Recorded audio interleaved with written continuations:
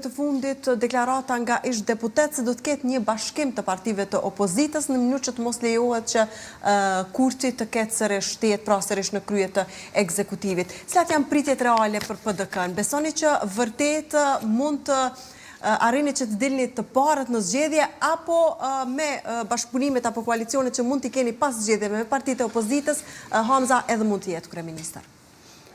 Na do të flasim për fitoret. Fitore dhe fituesi i zgjedhjeve është ai që i bën 61 deputet në Kuvendin e Kosovës. Jo ai kush i deli i pari në zgjedhje. Sepse zgjedhjet janë matematik, numra.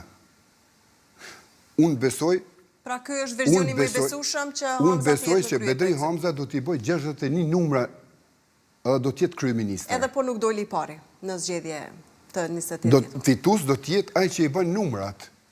Nuk po merrem me përqindje kush do të jetë dhe çysh do të jetë. Po them, fitues do të jetë Bedri Hamza se do t'i bëj 61 numra.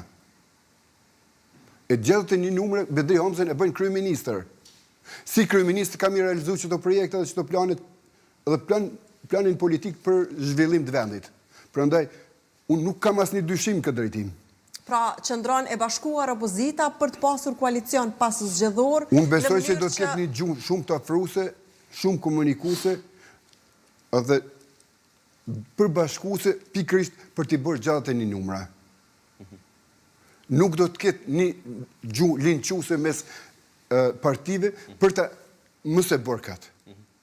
Sikurse ka qenë për shembull prej shkurtit deri në tash kur jemi. Po dhe teksa po flasim, nuk është se edhe është përdorur gjuha më e mirë e mundur, sidomos gjatë kohëve të fundit ka pasur përplasje, e kam fjalën përplasje verbale mes zotit Lushtaku dhe deputetës Lëvizjes Vetëvendosje Adriana Matoshi.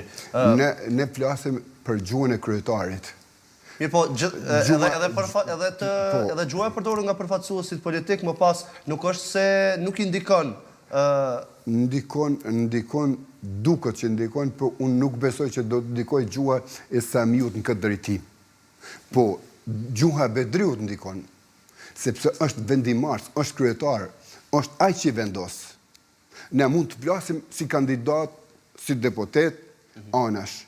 Ne mund mos pajtohemi. Po megjithatë ju e përfaqësoni partinë edhe ju e përfaqësoni partinë. Dhe unë jam përfaqësues i Partisë Demokratike sot këtu, sepse jam kandidat i saj. Pikërisht për këtë edhe unë po them, a nuk i kontribuojnë ndoshta gjuhat të cilat përdoret edhe ku përdoren ofendime nga të dyja palët, më pas edhe arritjes së një marrëveshje, një bashkëpunimi, sepse edhe për gjuhë të tilla dhe janë mbajtur peng herën e kaluar. Unë po ta them këtu që unë nuk jam për një koalicion me Vetëvendosjen me asnjë çmim. Për çfarë arsye? Pse është kaq e papranueshme lëvizja